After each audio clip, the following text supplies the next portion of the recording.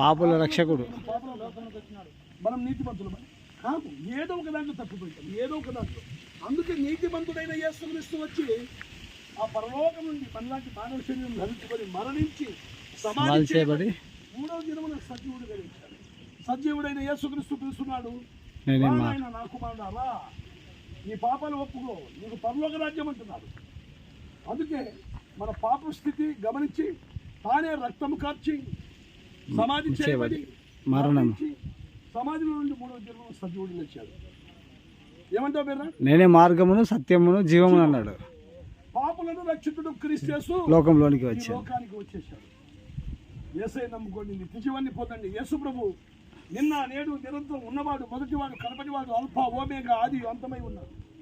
మన కోసమే ప్రాణం పెట్టాడు శిలువలో, మన కోసమే మరణించి తిరిగి లేచాడు. ప్రభువా పాపినైనా నన్ను క్షమించబట్టి ఎంత ఘోరపాటికైనా క్షమించి పరలోక రాజ్యం